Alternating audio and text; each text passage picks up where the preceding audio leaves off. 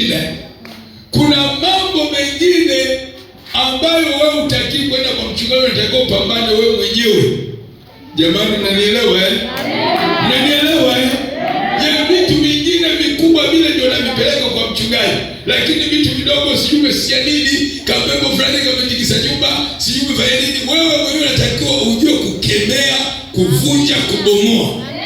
Na ndio maana nimetangulia na Roho Mtakatifu, kwa sababu Roho Mtakatifu ndiye atakaye kuponya siri. Jina la Bwana libarikiwe.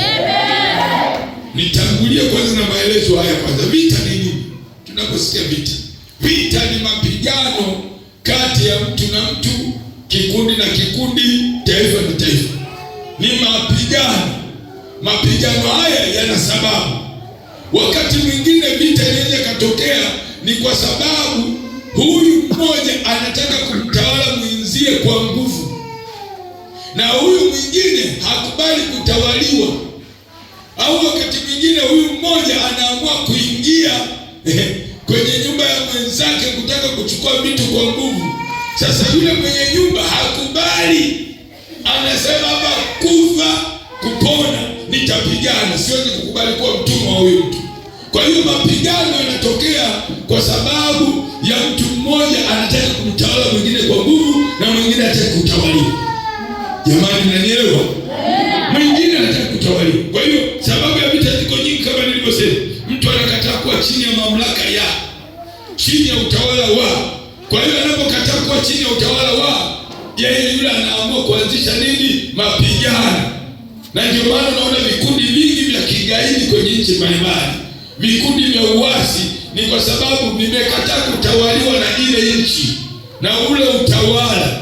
Kwa hiyo vinaanzisha nao mapigano na hiyo nchi au na hiyo kikundi. Kwa hiyo mapigano haya kwanza leo. Jamani, mnanielewa? Vita kwanza leo ilianza mbinguni. Ilianza wapi? Mbinguni. Sasa shetani hakutaka kutawaliwa na Mungu. Tunamwita shetani, alikuwa ni malaika mzuri anaitwa Lucifer. Lucifer maana yake ni nyota ya asubuhi, malaika wa nuru. Yeye alipewa dhamana na Mungu kuongoza malaika wengine wote, na aliumbwa tofauti na malaika wengine wote. Alikuwa yeye muziki ndani muumbwa ndani yake, na alikuwa na madini. Na alafu cha ajabu Biblia inasema alikuwa anatembea kwenye makaa ya moto, yaani uwezo wake ni mkubwa. Huyu anaitwa shetani leo. Shetani maana yake ni mshindani. Jamani, mnanielewa? Huyu tunamwita shetani hakuwa hivyo. Na huyu malaika ni mzuri tu, ila anachora sasa mapembe nini kutokana na matendo yake, lakini ni malaika tu mzuri, ila matendo yake ndio mabaya. Lakini alikuwa ni malaika mzuri na Mungu alimheshimu sana. Sasa wakati anaendelea kuongoza malaika kule mbinguni, na kwa sababu Mungu amemuumba tofauti na malaika wengine vizuri kabisa, muziki ndani yake, madini, alafu uwezo wake ni mkubwa, akajiona yeye, akaanza kuinuka kujiona malaika wote wananiheshimu, wananifuata, nikiwaambia waende huko wanakwenda, twende huko wanakwenda. Akasema mimi sinaweza nikawa mkubwa, kumbe hapa mimi naweza nikampandia Mungu juu huko. Yaani mtoto kwa baba yake, yaani wewe baba, mtoto amezaliwa alafu anataka kumpandia baba yake, baba atakubali? Hapana. Atakubali baba? Hapana. Lazima atafanya nini? Atamshughulikia mtoto. Ndivyo alivyoamua Mungu. Akasema sasa, wewe malaika, wewe nimekuumba mimi mwenyewe, nimekufanya mwenyewe kwa uzuri, ili uongoze malaika. Unaninukia mimi? Mungu wala kupigana vile vita. Unajua Mungu apiganaje vita? Sijui mnanielewa? Unaposema mtapiganiwa na Bwana, wewe unataka upigane. Si tunaomba na sasa tutapiganiwa na Bwana. Mungu anakupa wajibu, kuna sehemu ya Mungu na sehemu yako. Sawa eh? Unanielewa? Usikae lelemea ama hivi. Haleluya. Biblia inasema sisi ni askari. Au ukisema kwenye Yeremia sema nyinyi ni rungu la Bwana. Anaposema rungu la Bwana, rungu litakai vipi? Na maana wewe Mungu anakutuma sasa. Kama ni rungu amekushika Mungu, unapelekwa mahali, unaenda kupiga maeneo. Sio kwamba Mungu anapigana mwenyewe upigane, anakutuma wewe upigane. Sijui mnanielewa? Unapoenda kupigana ndio Mungu anakuwa nyuma yako. Sawa sawa hapo eh? Sio umekaa tu utapiganiwa na Bwana, hakuna. Inatakiwa upigane. Kwa hiyo Mungu hakupigana bila vita. Soma Biblia vizuri. Hebu tusome maandiko sasa ili uone hii sasa. Robo shekere. Ufunuo sura ya 7, sura 12 mstari wa 7 hadi 12 nisome hapa. Vita haikuanza leo, tuone. Alianzisha vita ni huyo malaika Lucifer, nyota ya alfajiri. Ufunuo sura 12 kuanzia mstari wa 7. Na unasema kulikuwa na vita mbinguni. Mikaeli na malaika zake wakapigana na yule joka. Sasa anaposema kulikuwa na vita mbinguni, Yohana anaonyesha Mikaeli na malaika zake. Mikaeli alipoona shetani ameasi, Mungu akamwambia Mikaeli, wewe ndio jemedari wa vita kule mbinguni, ni malaika wa vita. Akachukua malaika kapigana. Anaposema na yule joka, hiyo ni lugha ya mafumbo, ni shetani. Yule joka naye akapigana nao pamoja. Yule joka, yani shetani akapigana nao. Kwa hiyo unasikia joka au nyoka wa zamani ni shetani. Jamani, mnaelewa? Mnaelewa? Yule joka akapigana nao. Unaona? Malaika wamechukua alipoasi malaika akatuma, Mungu akwenda. Yesu akwenda. Roho Mtakatifu akwenda. Alituma malaika kwenda kupigana. Kwa hiyo kwenye vita vingine Mungu ashukaga na kuacha wewe upambane. Yeye anataka yeye ajitwalie utukufu kupitia wewe. Nao hawakushinda. Huyo joka huyo. Wala mahali pao hapakuonekana. Kule mbinguni kule hapakuonekana. Yule joka akatupwa. Nyoka ndio shetani akatupwa. Yule mkubwa. Nyoka wa zamani. Aitwaye Ibilisi na Shetani. Audanganyaye ulimwengu wote. Akatupwa hata nchi. Na malaika zake wakatupwa pamoja naye. Nikasikia sauti kuu mbinguni ikisema, sasa kumekuwa wokovu na nguvu na ufalme wa Mungu wetu na mamlaka ya Kristo wake, kwa maana ametupwa chini mshtaki wa ndugu zetu. Yeye awashtakie mbele za Mungu wetu mchana na usiku, nao wakamshinda kwa damu na mwana-kondoo. Kwa damu ya mwana-kondoo. Rudia. Nao wakamshinda kwa damu ya mwana-kondoo. Rudia tena. Nao wakamshinda kwa damu ya mwana-kondoo. Unaona na kwa neno la ushuhuda wao, ambao hawakupenda maisha yao hata kufa. Kwa hiyo shangilieni enyi mbingu, nanyi mkaao humu. Ole wa nchi, ole wa dunia na bahari, kwa namna yule Ibilisi ameshuka. Kwa maana yule Ibilisi ameshuka kwenu mwenye ghadhabu nyingi, akijua ya kuwa ana wakati mchache tu. Huyo ni Yohana alionyesha hiyo vita iliyotokea mbinguni. Kilichotokea, Mungu baada ya kumwona makusudi yake kumpindua Mungu alichotuma, katuita malaika Mikaeli na chukua malaika yake, akachukua askari wachache malaika. Wako malaika maskani. Mmoja wapo Mikaeli ndio jemedari. Mungu hakushughulika alipoona, kwa sababu amemuumba mwenyewe, akasema wewe Mikaeli nenda kapigana hiyo vita. Yaani Mungu huwa shughulikage kwa mambo sijui nini na nini, anakutaka wewe na mimi. Jamani, mnaelewa? Kupigana vita ni mimi na wewe. Ukai lele mama. Kwa hiyo hata mbinguni kule alituma malaika, kaenda kule kaanza kupigana. Kwa hiyo bali kulikuwa ni kupigana. Yaani kwenye ulimwengu wa roho huwa tunapiganaga na mapepo na wachawi na majini. Si mnaelewa? Sasa huwezi kupigana na shetani na mapepo na majini bila nguvu ya Roho Mtakatifu. Kuna masekele. Si mnaelewa? Nisikilizeni, watu wako goigoi kwa sababu wanapigana wenyewe. Usipigane wewe mwenyewe, uwezi. Hasa unaposema unapiganiwa na Mungu, sio kwamba Mungu atateremka. Wewe ni silaha ya vita ya Mungu. Kwamba Mungu anaingia ndani yako, sasa anakutia nguvu ya Roho Mtakatifu. Na ndio maana tunatofautiana. Na ndio maana kwa nini watu wanaonewa na mashetani, wanaonewa na wachawi, kwa sababu wanamkataa mpiganaji ambaye ni Roho Mtakatifu. Kwa hiyo sasa kilichotokea, walipigana kule malaika wale Mikaeli na yule shetani na malaika zake. Maana alishawishi theluthi ya malaika. Hiyo theluthi ni mamilioni ya malaika. Kwa hiyo aliwashawishi, wengine ameweka huko juu wako angani, wengine wako huko chini. Biblia inazungumza. Wengine wako hapa duniani. Sasa hapa duniani hawawezi wakaonekana wanaingia kwa watu. Ndio hao wachawi, waganga, waabudu shetani. Yaani shetani hapa duniani hawezi kuonekana kwa sababu ni roho, anaingia kwa mtu. Ndio anamtumikisha. Anaingia kwa mtu, ndio unaona wachawi, waganga, yaani ndio kazi yao, anawatumikisha, anaingia huko ndani. Kulikuwa na mtoto mmoja. Yule mtoto akiwa na miaka 2 akawa anachukuliwa na baba yake mdogo na mkubwa, wakawa wanampeleka huko chini. Kuzimu. Huko chini huko kuna makazi huko ya shetani.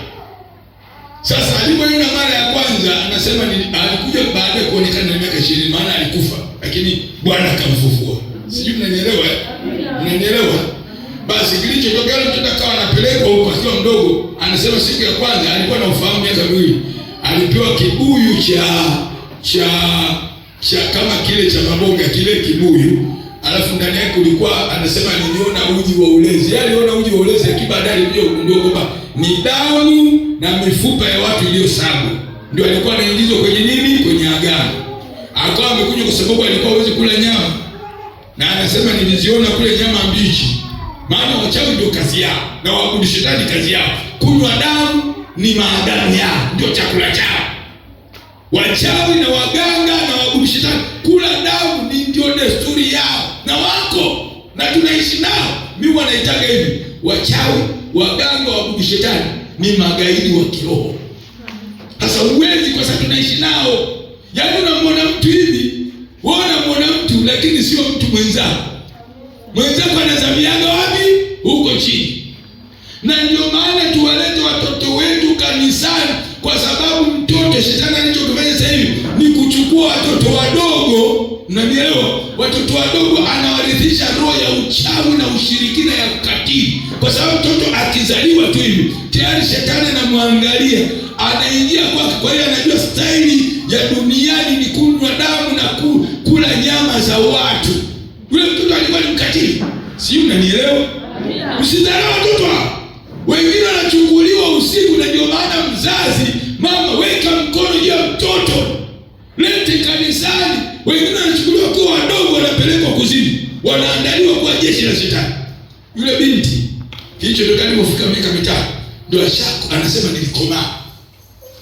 Akajitia ugonjwa mwenyewe, wakaenda hospitali, yaani akajifanya amekufa kabisa. Madaktari kupima anakuta amekufa. Pumzi hazipo, macho yamegeuka meupe, wakarudisha nyumbani maiti. Jamani, nawaeleza kitu cha kweli, sio story tu, lakini ndio mambo yaliyotokea. Nitakueleza kwa mwisho. Wakampeleka nyumbani. Sasa wameandaa msiba, watu wamejaa pale, akiwa na miaka 5. Sasa wametengeneza sio sanduku, walitengeneza tu jeneza. Wamefunika tu mbao, wamefunika lile jeneza, wameosha maiti, wakaweka kule ndani. Sasa wanatoa uwanjani, kama kwenye nyumba vile, kama wanatoa uwanjani. Sasa wametoa lile jeneza, wametoa tu mlangoni pale. Ndio wanataka kuliweka chini. Yule mtoto alitokea, aliibuka tu pale mbele ya umati wa watu wamejaa msibani. Si unajua wanajaga wapi? Mnanielewa? Alipotokeza, unasema, nilimuuliza baadaye ilikuwa Yesu. Watu walianguka wakazimia, wengine walikimbia. Sasa wale wazee magwiji, michawi ile ilikodoa macho, si wanajuana, hawakukimbia. Wewe unaona mtu amekufa, amekaa siku 3, amekufa, ameoshwa, yuko pale, alafu anaibuka babu. Hata bila takimbia. Anasema kilichotokea ni kabisa kilichotokea, sasa watu walizimia. Alafu mimi nilisema, yeye alipotoka kwenye ule mwili akasema, mimi niko hai, sijafa. Wenye nguvu kama zangu wataniona, wasio na nguvu kama zangu hawataniona. Anasema baadaye nikapotea. Kwa hiyo huyo mtoto akawa sasa miaka yote hiyo kupindua magari, kuangusha ni yeye mabodyguard, wafanyabiashara wakubwa, watu wakubwa ndio alikuwa bodyguard wake katika nchi. Sasa yeye alipewa kazi kuwafuatilia wahubiri kama sisi. Na mimi ni mmoja wao, nimeanza kuhubiri. Yaani wewe unapookoka, msikilize, unapookoka, ukiokoka wewe ni wanted kwa shetani. Yaani anakufuatilia masaa 24. sio ninakutisha na kueleza ukae mkao wa vita. Unanielewa? Ukristo ni vita. Mwambie jirani yako Ukristo ni vita. Bwana umnyoshe, mwambie Ukristo sio lele mama, Ukristo ni vita mpendwa. Sio Bwana asifiwe. Mwambie sio Bwana asifiwe. Ni vita. Tuko duniani hapa. Mbona mtu kama mtu lakini sio mtu. Na habari? Mtu anaweza kukaa hapa, wewe kama mwanadamu lakini sio mwanadamu. Sisi tunakumbana nayo haya mama. Kwa hiyo yule binti akawa sasa anafuatilia wahubiri ukiokoka tu. Kama ni mhubiri wahubiri vitana anafuatilia. Sasa mimi alinifuatilia hiyo miaka 90. Nilikuwa sijui. Siku moja tunatoka Mbeya mjini, tunatoka wilaya moja kwenda Mbeya mjini, tulikutana na Costa moja na sisi tuko kwenye Costa daladala. Tuligongana uso kwa uso na ile gari inakuja wazi. Unajua hao wachawi huwa wanaitaga ajali. Ndio ile ajali. Kuzimu inafanya kazi ya kuleta ajali. Lazima uwe na ufahamu wa kiroho. Sasa ukijazwa Roho Mtakatifu atakufundisha haya mambo ni ya kufundisha. Jamani mnanielewa? Yule binti aligonganisha ile gari lakini alikuwa ananiwinda mimi. Hebu fikiria, nimeokoka nina mwaka mmoja ananiwinda. Unanielewa? Na ndio maana shangaa mtu aliokoka baadaye anaanguka. Kwa nini? Kwa sababu huyu mtu amejazwa Roho, hajafundishwa vitu vya kiroho. Hajajua ulimwengu wa roho. Na ndio maana ni muhimu ujazwe Roho, ujue upande mwingine. Tunapozungumza habari za shetani, sio tunamtukuza, lazima ujue adui yako. Hata maaskari wakitaka kwenda kupiga kwenye nchi fulani, lazima wasome nguvu ya maadui zao. Ndio sasa wanajua silaha gani za kupiga. Na hii ndio maana kanisa limekuwa nyonge. Kanisa limekuwa duni, goigoi, wanaogopa wachawi, wanaogopa mapepo. Ni kwa sababu hawajafundishwa vita vya kiroho. Sasa jioni ya leo na kufundisha sehemu tu. Sababu wewe ni askari wa Yesu, una uwezo wa kusema shetani bye bye, shetani mwisho, usinitete tena, sitaogopa wachawi, sitaogopa majini, sitaogopa kuzimu, sitaogopa chochote kwa sababu tuliye naye ni mkuu kuliko shetani. Mwambie jirani yako usiogope wachawi. Mbona una wasiwasi? Mtikise mwambie wewe mbona unaogopa wachawi? Unaogopa kulogwa wewe? Mwambie sisi hatulogeki. Haleluya! Muulize mbona una hofu wewe? Yesu ni naye mkubwa kuliko shetani. Sisi tuna Mungu wa kweli. Ukiokoka hatulogeki. Okoka kweli kweli utalogeka. Mwingine bwana mwenzangu furaha au una kitu nini huko? Haleluya. Haleluya. Ninakupa silaha ya kuishi katika siku za mwisho kwa ushindi. Yule binti kilichotokea, kumbe mimi sijui alituma hiyo kazi. Aliposhindwa baadaye akawa anaendelea tu kuangusha magari, matreni, yaani alitoa storia. Sasa baadaye akaambiwa kule Mtwara, kule mjini hakuingiliki. Unajua ndio maana shetani unapoingia kwenye maombi, anga hili hapa wanatanda malaika. Unapoingia maombi unaomba nguvu ya Mungu inatanda na malaika wanatanda. Na ndio maana ni muhimu kuingia kwenye maombi sana. Unanielewa eh? Amina. Ingieni kwenye maombi. Ucha unaendelea huku Mwanza huku sijui Shinyanga wapi maeneo yote. Lazima tusambaratishe. Amina. Sisi hatujawajibika kwenye maombi. Sio kulala tunawezeka, tunalala tunawasubuhi tunaamka migongo, mara tunaamka vichwa vinauma, mara mambo haeleweki. Kweli wachawa tutawale jamaa wachawa kwenye nchi? Haiwezekani. Haiwezekani wachawi watutawale, watuogopeshe. Na sasa hivi watu wanapigwa hofu. Umelogwa na baba yako, umelogwa. Jamani, nataka niwaambie, ukiokoka vizuri kika hautalogeka. Kweli masiku. Sasa hivi watu wanaogopa. Alafu wanaambiwa wanaogopa, alafu wapewe silaha. Na ndio mimi nakupa silaha. Sio kuombea, ni kujaa Roho, alafu nakufundisha kuomba. Sawa eh? Na leo jioni ya leo tutaenda kushambulia madhabahu zote zilizokushikilia, zilizokamata watu, kama kuna mizimu huko, kama kuna sijui matambiko yote, tunaenda kusambaratisha kokote kule nyumbani kwako. Unaona mambo hayaendi vizuri, mambo biashara hayaendi vizuri, kazini haendi vizuri. Yaani hapo tunaenda kukufundisha kuomba maombi ya vita, kuvunja, kubomoa, kuharibu, kuteketeza ili uwe huru. Pigia Yesu makofi kama unanielewa. Sasa yule binti akawa anaambiwa Mtwara kule tunashindwa kuingia. Mimi wakati ndio nimehamia Mtwara, nimeenda kuanza kazi yangu. Sasa nitengeneza kikundi cha mama, timu ya mama, naombea ule mkoa. Sasa alipokuja pale akawa anakuja baharini, anasema nilikuwa nakuja baharini kwa sasa sisi tuko karibu na bahari.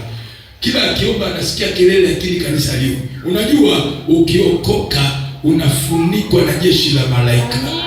Unanielewa eh? Unafunikwa na jeshi la malaika. Ulinzi wa Mungu unakuwa juu yako na damu ya Yesu inakuzingira. Sawa, na Roho Mtakatifu anakuzingira. Hakuna pepo wala mchawi.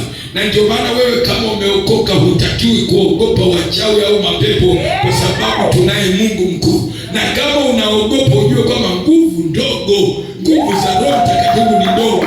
Huna haja entertain kufanya vitu kwamba wachawi wananiroga nini. Wewe achana navyo. Sikiliza, tujie naye Yesu ni mkuu sana. Ana uwezo. Hata hapa ninapozungumza mapepo kuzimu yanajua, anasema huyu jamaa anafundisha nini ya watu? Anafundisha kunipiga hawa. Ndio mimi nakufundisha kitu kikubwa. Hili ni nyuklia. Nakupa bomu la nyuklia. Utakalo mpiga shetani na mawakala wake. Hakuna uchawi, hakuna uganga, hakuna tumbuli, hakuna kuladamu, hakuna kula mifupa. Sijui unaelewa? Muulize mbona ushangilia au ni wale wale? Unatunguli, muulize unatunguli hapo. Unatunguli, muulize unatunguli. Mbona uchangamke? Mbona uchangamke? Mkonole macho mwambie mbona uchangamke? Mwenzetu una kitu kidogo. Mwambie kitupe kama kipo kitupe. Haleluya. Haleluya. Sikiliza, mimi nilijua ukiokoka ndani wote tumeokoka, kumbe kuna migwiji huko. Mimi nilikuwa najua watu wakiokoka kanisa wote watakatifu. Nilikuwa najua hiyo. Mimi nilipookoka miaka hizi 30 nilijua wote ni watakatifu. Sikujua kumbe ndani kuna kuaga nyingine migwiji. Yamkini hata hapa wapo, lakini hapa nafikiri hawapo. Hebu mkononi mwenzangu uko salama. Tole macho. Huna kitu hapa. Mwambie kama kipo tupa. Unajua kuna watu wanaabudu kanisani. Kwa waganga anaenda, kwa wachawi anaenda, huko anaenda. Usichanganye, usitembee hivi miguu. Tembea moja namna hii, sawa?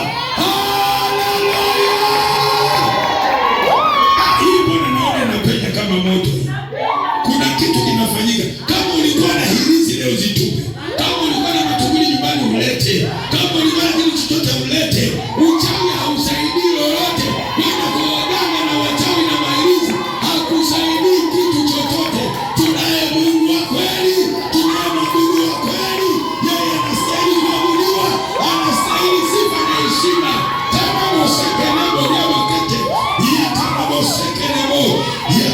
Nasikia nguvu ya Mungu ipo. Kuna operation, kuna watu wana mizimu. Kuna vitu ambavyo vimewafunga. Leo nataka watu wafunguliwe. Jina la Bwana libarikiwe. Jina la Bwana libarikiwe. Hakuna mzimu, hakuna pepo, hakuna jini, hakuna kinyamkela, hakuna mashetani, hakuna ibada ya shetani, hakuna Illuminati, hakuna sijui mambo, hakuna kula damu, hakuna kula nyama. Tunamtangaza Yesu aliyekufa na kufufuka na yuko hai. Naona kuzimu kuna hangaika. Kuzimu wanahangaika. Kuzimu wanachapa. Wanasema ndio nawaambia nini yule? Nataka niwaambie hii ni dozi kamili ya kumshinda shetani. Pigia sana kofi. Haleluya. Wanachukia. Kuzimu wanachukia. Wanakasirika. Yule binti akawa ametumwa sana kuimba. Sasa kilichotokea, mama mmoja alikuwa anataka mtu wa ndani. Mfanyakazi, na nyinyi akina mama mnapochukua mabinti kama mmeokoka, kuulizeni Mungu. Usichukue wengine wanakuwa ni maagenti wa shetani. Labda nianzie ili nisije nirudie. Mimi nilikuwa najua kabla sijaendelea. Nilikuwa ninajua kanisani wote tumeokoka. Siku moja wakati ninaomba kanisa dogo wakati nilianza. Yaani nikawa naona ugumu tukifika Jumamosi ibada. Jumamosi naona kwanza. Sielewi, yaani watu wa Mungu kwenye ibada vyombo vimevurugwa, mara waimbaji wanaimba sauti mara hii. Wanafanya mazoezi Jumamosi lakini Jumapili vyombo wanavurugwa. Nikasema kulikuwa. Sio nikaona niingie kwenye mambo. Kumuuliza Mungu kwa nini kwenye ibada kunavurugika namna hii? Nilisikia sauti ya Yesu inaniambia, "Joji kanisani kwako kuna wachawi." Nikasema Yesu, mimi najua kanisa hili la Mungu hilo wameokoka. Unajua huko ndani kuna siri huko. Unamwona mtu Bwana asifiwe. Lakini kumbe na wani. Lakini sio hapa. Na hapo. Haleluya. Yaani mtu anapiga magoti Bwana asifiwe.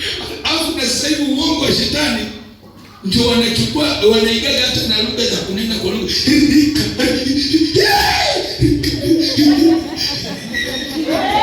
Na ndio maana lazima tuzijaribu roho. Kama ni roho wa Mungu wa kweli, tutampima kwa matendo, tutampima connection ya mimi na wewe. Hatuangalii kunena kwa lugha kwanza. Sio ishara pekee ya Roho Mtakatifu. Lazima tuangalie tunda la roho kama mosekelimu. Kwa sababu tunadanganywa kunena kwa lugha tu. Haitoshelezi, hiyo ni ishara nje. Lakini lazima tunda la nini jamani? La roho. Nikasema Mungu ananiambia nitakwenda kuambia kawatangazie. Leo hasa ilikuwa ni Ijumaa. Nikamwambia jamani, inawezekana wewe umeokoka, umejisahau na kadudu kadogo. Katoe. Sasa Mungu nilipofika kanisani nimesimama hivi. Kama nilivyokuambia ukijazwa roho unakuwa na macho ya ndani. Na hiyo ndio muhimu. Basi nimekaa hivi naambiwa mmoja amekaa mbele hapa anapepea hivi ukihubiri ujumbe upeperuke hapa. Mwingine kule nyuma amekaa anapepea ili watu wasinzie.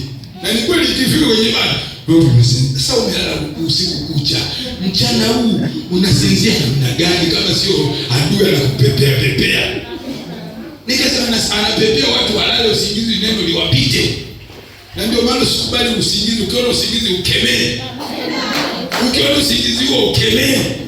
Mbona hapo nilipokuwa naselebu kama mbona ukulala? Hivi ndio neno na la. Jambo mnaelewa?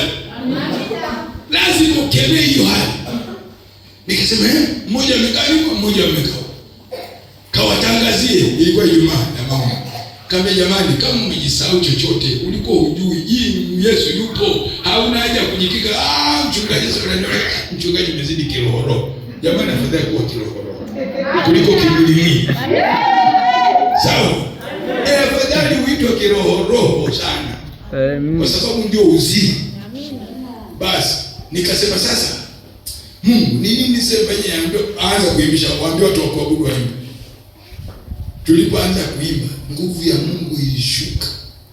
Na ndio maana wakati wa kuabudu jiachie moyo wako. Ndio unamruhusu Mungu. Unajua ukiabudu ukiwa na sifa na kuabudu, Mungu huwa anakaa hapo. Na ndio maana kwenye kipindi cha kusifu na kuabudu, mwabuduni Mungu, jiachie moyo. Usianze kudoa macho kumwangalia wewe anabubujikaje anaibali. Wewe na Mungu wako. Amina. Sawa? Tulipoabudu nguvu ya Mungu ilishuka. Nilisikia kule kabisa mtu juu. Chini. Sasa watu wanataka kwenda kuomba, ngambia msiombe. Mwacheni huyu. Mungu ananiambia mwache. Huyu ananichezea mimi. Na ameokoka miaka 80. Mkongwe wa imani ya Kipentekoste.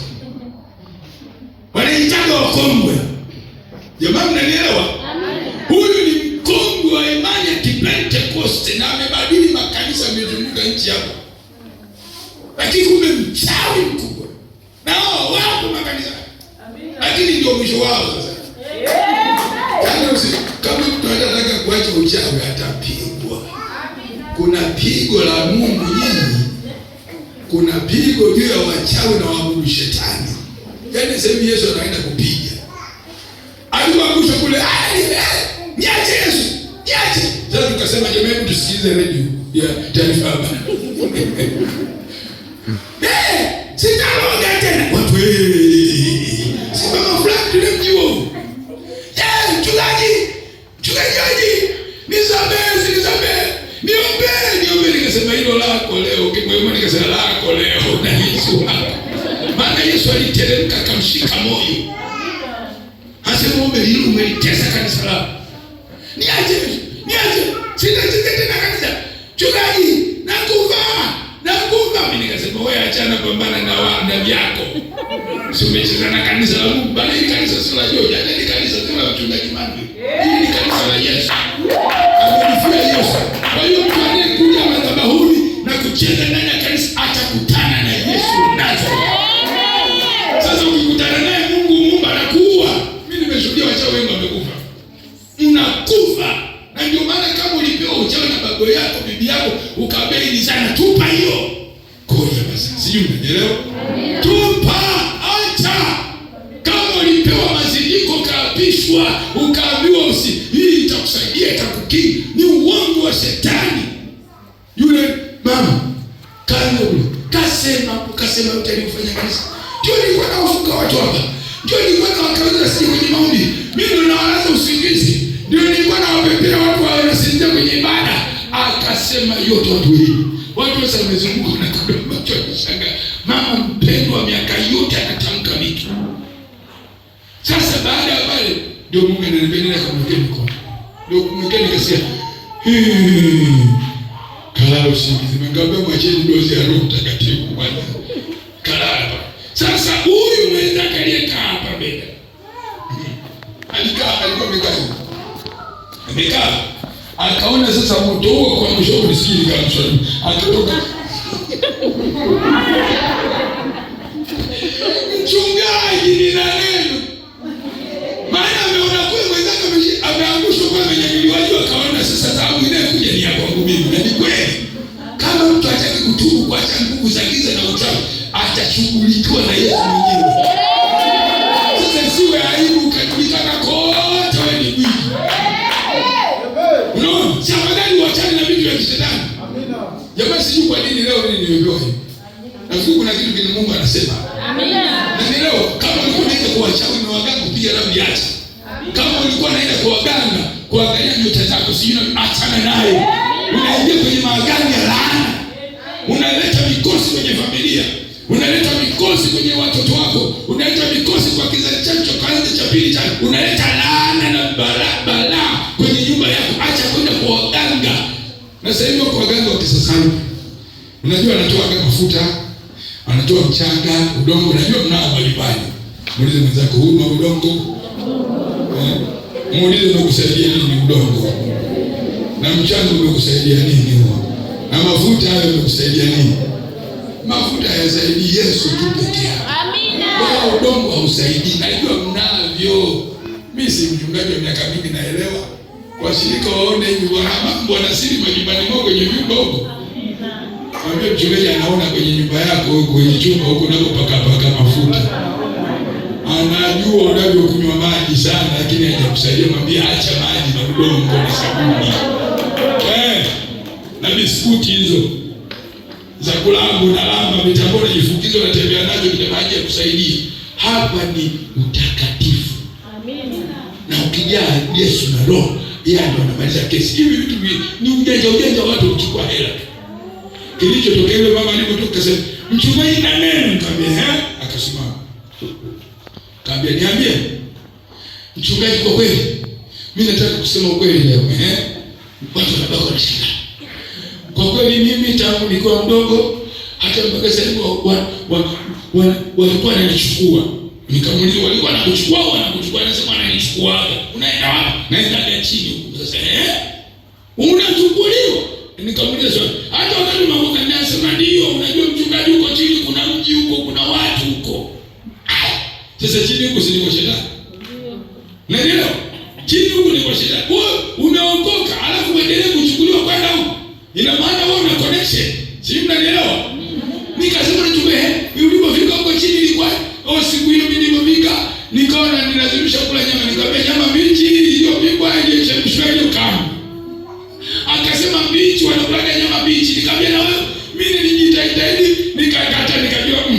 Mimi hekima tu hapa na kesha kubugia nyama shatafuna.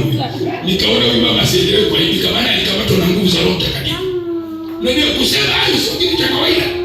Ni Roho Mtakatifu. Nikamwambia mama yatosha tu. Unaona hivi? Wacha hata sasa alivyoona ameandika huyu mama. Huyu mmoja. Yule mwingine wokovu kao umeishia pale pale. Maana si alikuwa na maagano. Wengine wanakuwa na maagano hawaendelea na kuja kwenye makanisa wanafanya kazi afu. Yule mama alivyoona vile tukaanza operation ya maombi. Ndio maana nakwambia vita ya kiroho. Na tunawaweza hawa watu kwenye maombi. Na uwezi kuomba bila kujaa Roho Mtakatifu. Nisikilize, uwezi kuomba kwa sababu unashindana na viumbe vya kiroho. Na ndio maana tunakazania kujaa Roho kwa sababu tunashindana na malaika walioasi wenye hasira. Unasikia? Huwezi kumweza shetani kwa akili wala kwa ujanja. Amewaangusha wasomi, maprofesa, madokta waliosomea na mkina hata theolojia, elimu ya Mungu amewaangusha kwa sababu ya kutumia akili. Tunamweza shetani kwa neno la Mungu, lakini kwa kujaa nguvu za Roho Mtakatifu. Ndio maana tunasisitiza kujaa Roho. Yesu akasema katika Mathayo 12:28. Narudia huu mstari 28. Anasema mimi nikitoa pepo kwa Roho wa Mungu, ufalme wa Mungu umeshawajilia. Yaani tunakemea mapepo, tunakemea wachawi, tunakemea majini kwa Roho Mtakatifu. Jamani, ndio huwezi kumweza shetani kwa akili. Hata kama una maandiko umekariri maelfu na Biblia yote umeimeza na unakoti maandiko, unarifaa maandiko, hayawezi kukusaidia. Ni Roho Mtakatifu. Inaenda neno la Mungu na Roho Mtakatifu. Yote miwili. Sawa jamani? Tunahitaji nguvu sasa hivi. Kwa sasa hivi duniani kuna nguvu za giza hatari. Watu wanachinja, watu wanatoa kafara. Waabudu shetani, wao kuchinja ni kitu cha kawaida. Kutoa kafara ni kitu cha kawaida. Wamejizindika, kwa hiyo kumwaga damu hawaoni hasara. Wao ni kitu cha kawaida, ni ibada. Sasa kuwaweza hawa ni lazima tunahitaji nguvu ya Roho Mtakatifu. Kuomba maombi tunahitaji nguvu ya Roho Mtakatifu. Na ndio maana Roho utusaidie udhaifu wetu. Amina. Jamani, mnanielewa? Ndio maana kazania kupigana na mashetani sio kwa akili, sio kwa uelewa, sio tunapigana kwenye ulimwengu wa roho. Nitaelezea ulimwengu wa roho ni nini maana. Jamani, mnanielewa? Amina. Yule mama alipoona ameaibika na alikuwa anaharibu watu, wakichumbiana na haribu watu, wakioana anatupa mapepo ya kuachana. Ndio kazi yake. Wanafanya kazi wachawi ya kutupa mapepo. Ukiona ndoa yako ina mgogoro, unajua ni mashetani. Wewe usikimbie, wewe unataka upambane. Unanielewa? Ukiona mume wako umwelewi, anakuletea vurugu na mambo yote, wewe ingia kwenye ulimwengu wa roho, pambana na mashetani. Ukiona mke wako haeleweki, ingia kwenye ulimwengu wa roho, pambana na mashetani aliyomvaa. Ukiona watoto hawaeleweki, wana mambo ya ajabu, ingia kwenye ulimwengu wa roho, pambana na mashetani leo. Sio wao wamevamiwa. Sasa yule mama alipoona ameaibika, amekakaa, akaamua sasa kupeleka orodha ya majina yote. Kwanza kaanza mchungaji George.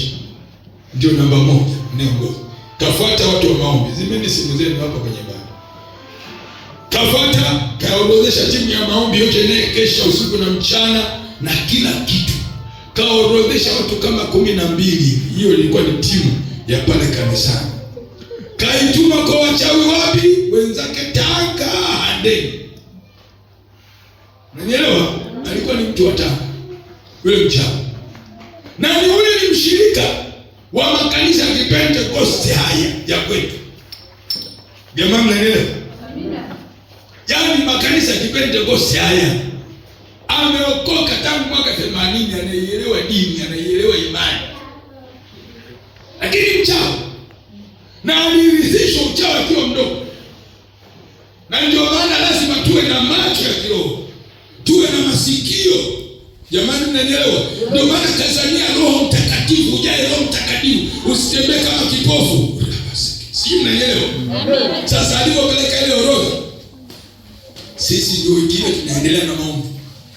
Mimi nimeomba wiki ya kwanza, naambiwa kabisa Mungu ananiambia, "Jojo, usilale nyumbani, kuna hatari kubwa. Imeandaliwa hatari kubwa. Kwa hiyo ukifika saa 4, nenda kanisani, omba kuanzia saa 6 mpaka saa 11. Yaani nani stop. Au maombi yenyewe ilikuwa ni vunja bomoa. Anaambia hapa si maombi baba, nipe hiki na maombi ya vita. Akanipa ile Yeremia 1:10.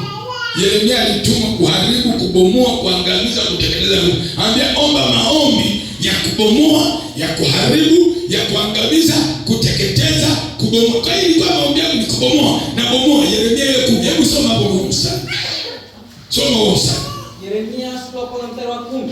Unasema, angalia nimekuweka leo juu ya mataifa na juu ya falme ili kung'oa na kubomoa na kuharibu na kuangamiza, ili kujenga na kupanda. Ishia. Kwa hiyo nikapewa mstari, nimesimamia huo mstari. Hii siku zote bomoa, angamiza, haribu, teketeza, kila kitu. Na nikaenda bomoa, na bomoa ngome zote za uchawi, na bomoa uchawi, na bomoa ushirikina, na haribu, na teketeza, na angamiza, na bomoa. Yaani ilikuwa ni maombi yangu ya kubomoa, kuharibu uchawi, vunja, haribu, teketeza mashela yao, vunja madhabahu zao. Yaani unapoingia kwenye maombi ya vita lazima ubomoe, sio msamaha. Piga wachawi sawa, piga nyonga kazi zao zote, haribu. Yaani kuna huruma kwenye maombi haya. Na kweli unapoomba kwa jina la Yesu, kwenye ulimwengu wa roho inafanyika, hata wachawi wanajua. Nikaanza kuomba. Wewe mfikirie kuanzia saa 6 ndani ya wiki nzima. Naambiwa niombe. Yaani kifika mimi kubomoa, kuvunja. Sio baba nivunje nikaanza siombe chochote. Hapa ni kuvunja, kubomoa, kuharibu, kuteketeza, kuangamiza. Kila siku vunja, bomoa, haribu, uchawi wote angamiza. Na ni kweli ukiingia kwenye ulimwengu unapambana nao sio kawaida. Yaani nimeomba ndani ya siku 3. Siku ya 3, siku inafika ya 4, saa 8:30 usiku.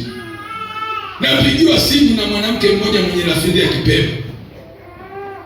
Lafudhi ya watu wa Zanzibar. Halo! Sasa mimi nikajua wale wateja wa kuneo waombea. Watoto watulizeni. Msitembea, kuna sababu ya kutembea. Watulizeni. Kwa sababu wao wanaondoa hichi ninachokisema ni cha muhimu sana. Kama mwenye mtoto mshike. Kwa sababu hii inafundisha vita. Najuaga mimi shetani huwa analeta vurugu ili usiwe na usikivu. Kwa sababu ikipita tu huwezi kupokea. Hii ina maana sana, itakusaidia. Kilichotokea, ananipigia yule mwanamke, nikajua hao watu wanahitaji maombi kwa sababu nilifanya huduma kwenye maombi kwenye mitandao kwenye nini. Halo. Mimi naitwa mama fulani, sasa namweka kwenye mabaya. Sasa rafiki mimi siwezi kuigiza kama mtu wa Pemba. Niko huko Tanga, nikamwambia na fulani, wewe ni mchungaji Joni? Nikamwambia ndio. Unamjua fulani? Akamtaja. Unamjua Mapamba? Nikamwambia ndio, huyo mzee wangu. Unamjua Milanzi? Nikamwambia huyo shemasi wangu. Unamjua Mwasagaga? Unamjua Mama Gifti? Unamjua? Kawaorodhesha watu 12 wa kanisani. Tunapewa taarifa kutoka Tanga na Mtwara wa Mbinda. Nikamwambia wewe, hayo majina umeyapataje?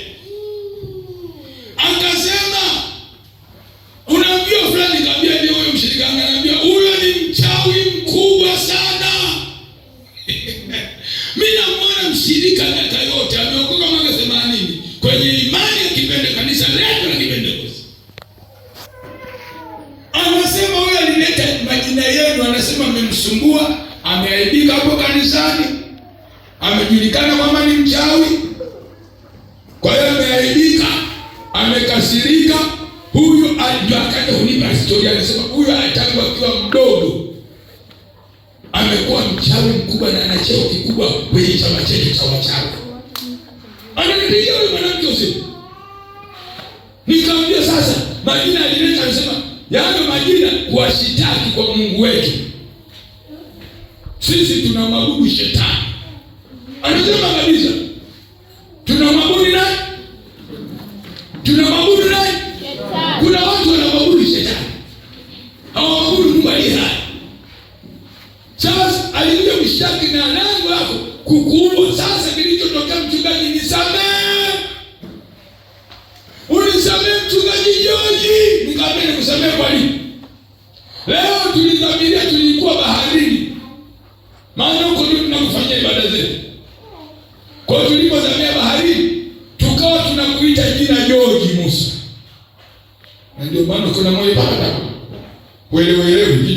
kufanya nini? Wananuiza. Na ndio maana lazima ujae roho.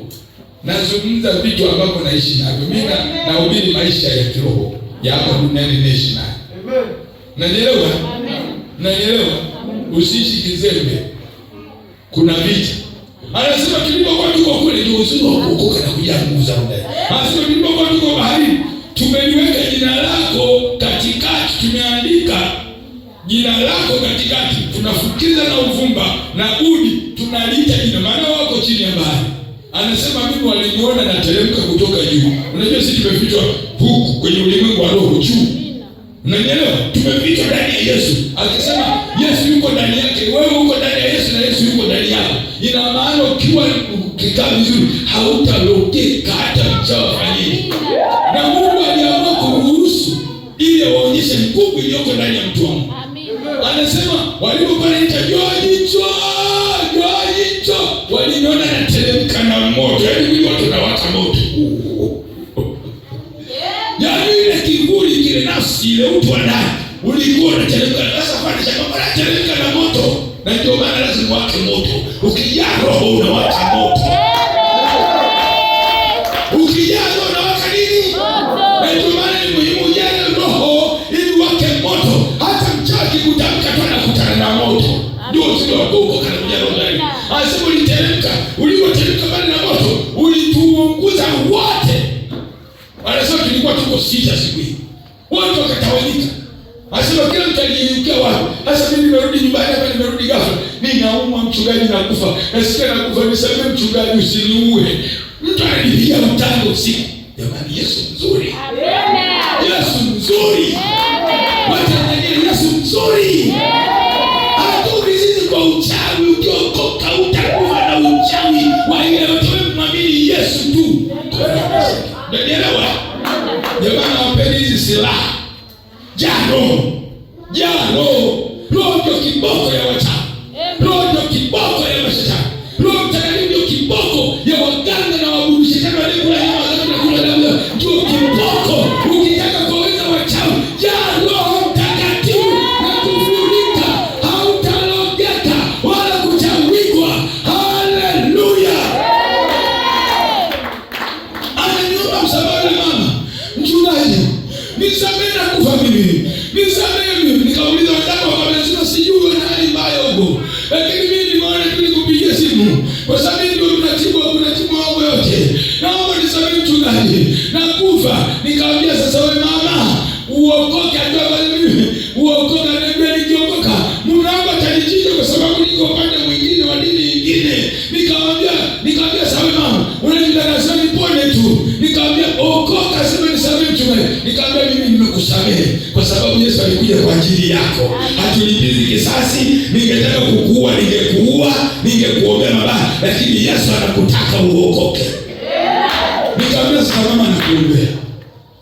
Hata kama unaogopa kuokoka, lakini nakuombea upone. Ukawaambia wenzio kwamba kile ni chuma cha pua. Haleluya. Ukiokoka wewe uko ndani ya Yesu, na Yesu yuko ndani yako. Hata mchawi alete mkuki hata kuweza kona masekelebo. Sikiliza, usiogope wachawi tena. Pale mtaani kwako kuanzia leo ukatangaza maombi ya vita. Utasema na Mungu wachawi, na vunja, na haribu, na teketeza, na angamiza, na wahamisha, na wapoteza, na muhame kwenye mtau. Mkimbie, mwende kokote mnakotaka. Wakimbie wachawi. Mimi sikimbiaji wachawi, ila wao wanakimbia. Kwa hiyo kuanzia leo mtaani kwako katangaze vita. Haleluya. Kama kuna mchawi wachawi, wewe ingia kwenye ulimwengu wa roho, ingia kwenye maombi usiku. Piga hata masaa yako haya mawili tu yanatosha. Mwambie jirani, piga hata masaa haya mawili maombi. Piga masaa mawili wafukuze wachawi na waganga na milozi. Na hii kazi tunaianza leo. Na hiyo mpaka kufika Jumapili tutapata shuhuda za kwamba wachawi wote wamesalimu amri, kila kitu wameachilia. Jina la Bwana libarikiwe. Jamani, leo mimi nimepasikia shuhuda tu. Hapo kutaka kushika hapo. Sawa. Baada ya pale ile mama asubuhi yake nikaita. Mchungaji, nashukuru nimelala vizuri. Lakini huyo mama, huyo sio hajaokoka. Huyo sio mshirika huyo. Huyo ni mchawi mkubwa sana. Nikamwambia mama, asante, umenipa taarifa, lakini mimi nilishaona mapema, nilishajua. Na siku moja alikutana na Mungu. Hiyo kama anaendelea kupigana vita atakuwa mwenyewe. Unajua aliporudi alikimbia mwenyewe akahama uhamisho, kuomba uhamisho. Kwa hiyo nataka nikwambie, unapookoka huko duniani ni dunia ya vita, ni dunia ya mapambano, lakini ushindi lazima. Sawa jamani? Kwa hiyo vita havikuanza wapi? Havikuanza hapa duniani, vilianza mbinguni. Sawa jamani? Amina. Sasa niende kwenye eneo hilo. Kusudi la kuja Yesu duniani na kukaa ndani yetu ni nini? Kusudi la Yesu kuja duniani na kukaa ndani yetu ni hili. Kusudi la Yesu kuja duniani ili kuziharibu kazi za shetani. Kama kuna ndani kuna mizimu, ndani kuna mapepo, ndani kuna magonjwa, kazi ya Yesu ameacha mbingu ili aondoe hiyo mizimu, aondoe hizo nguvu za giza, aondoe huo uchawi, aondoe magonjwa. Ndio lengo la Yesu. Jamani, mnaelewa?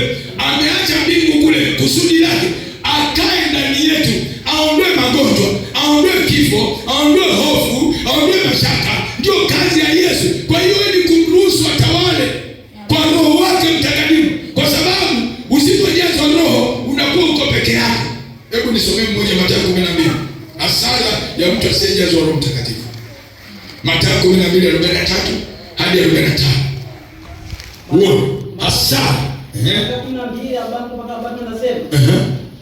Pepo mchafu amtokapo mtu kupitia mahali pasipo maji, akitafuta mahali pa kupumzika asipate. Halafu usema, nitarudi nyumbani kwangu nilikotoka. Hata akija aiona tupu imefagiwa na kupambwa, mara huenda akachukua pamoja naye pepo wengine 7 walio waovu kuliko yeye mwenyewe, nao ingia na kukaa humo, na mtu yule hali yake ya mwisho huwa mbaya kuliko ya kwanza.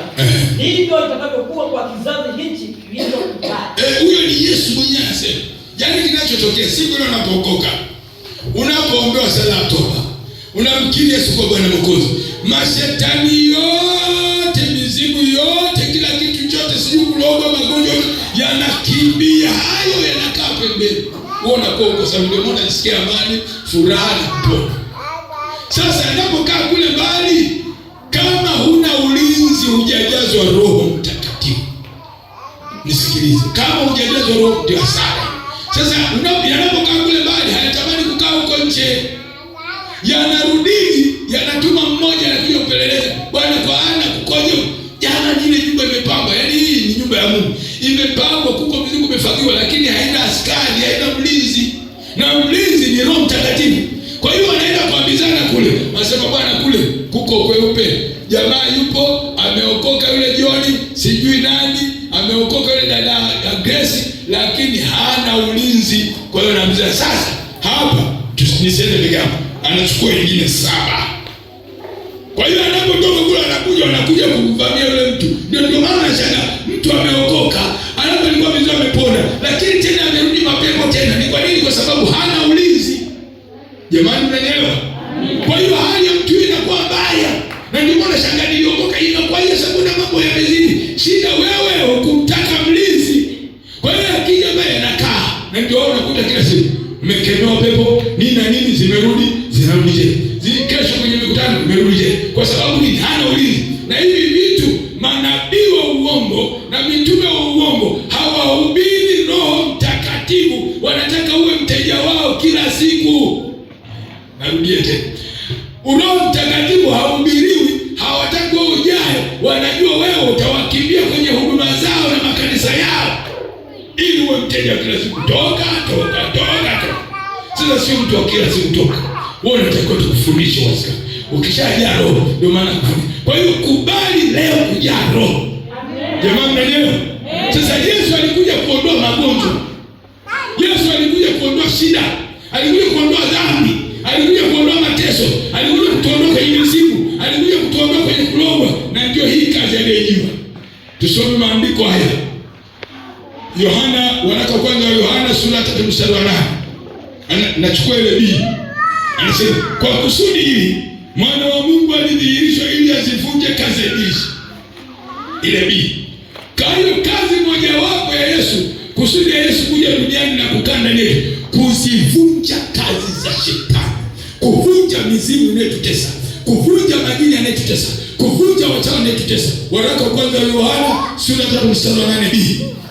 Kwa kusudi hili mwana wa Mungu alidhihirishwa ili azivunje kazi za shetani.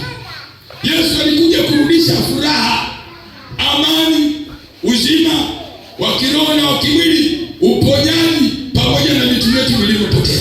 Yaani Yesu alipokuja amekuja kurudisha furaha, amani, uponyaji wa kiroho na wa kimwili. Yaani upone rohoni na mwilini. Kama umekosa amani, naponya roho yako, unakuwa na amani, unakuwa na furaha. Wewe sio mtu miaka mwaka jana mwaka juzi, wewe ni mtu wa kuhuzunika tu, magonjwa, unalalamika tu, unaenda huku unaenda hospitali unaenda huku, umemaliza hospitali yote. Natosha leo. Yesu amekuja kubeba mizigo yako leo. Yesu amekuja kukuponya leo. Yesu amekuja kuondoa huzuni na majonzi leo. Na ndio maana anazungumza kwenye Matendo ya Mitume sura ya 10 habari za Yesu wa Nazareti, jinsi Mungu alivyomtia mafuta kwa Roho Mtakatifu na nguvu, naye akazunguka huko na huko akitenda kazi njema na kuponya wote walioonewa na ibilisi. Unaona, Petro anaelezea kwamba Yesu huyo Nazareti, habari zake kwamba alizunguka huko akitenda kazi njema. Yaani Yesu kazi yake ni kutenda mema, kuponya, kufungua walioonewa. Wewe sio mtu wa kuteswa na mashetani. Sio ndoto unafukuzwa na mapanga na mashoka, unalishwa vyakula kwenye ndoto, unagaragazwa, unakimbizwa na majoka na nini. Wewe sio mtu kukimbizwa na majoka. Yeye kazi yake ni kutenda mema, kufukuza majoka, kufukuza mapepo, kuponya magonjwa, ndio kazi yake. Yeye ni kutenda mema walionewa na ibilisi.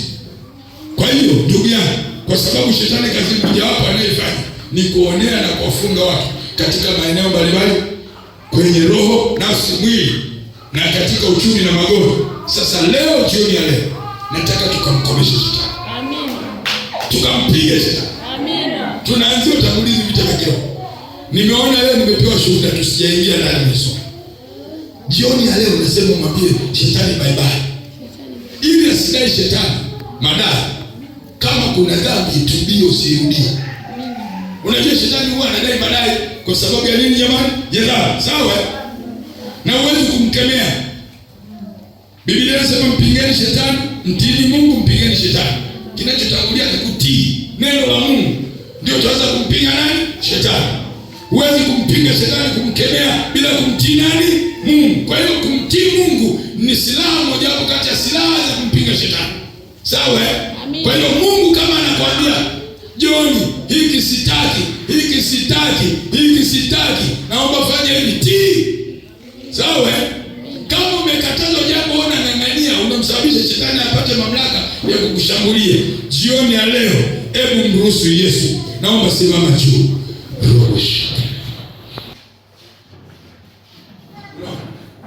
Mathayo 4:17. Sababu ya tatu ili kutimiza unabii wa kazi aliyejia duniani. Umenielewa? Yaani kuponywa ni Yesu anaponya ili kutimiza kazi aliyejia duniani. Mathayo 8:17, sababu ya tatu. Nimesema ya kwanza ili umtumikie. Mkwe Petro alipoponywa akawatumikie. Kwa hiyo unatumika wewe na mali zako. Sababu ya pili, waliposikia jioni kwamba Mkwe Petro aliponywa, wakawaletea wagonjwa wengi akawaponya kwa neno lake. Ina maana ushuhuda kwa wengine ili waje kwa Yesu. Na sababu ya tatu, kutimiza unabii wa kazi aliyejia duniani. Kwa hiyo tunaponywa sio maonyesho. Ukiponywa toa mali zako, toa muda wako. Sawa? Nyanyua mikono juu sasa tunapoenda kuabudu.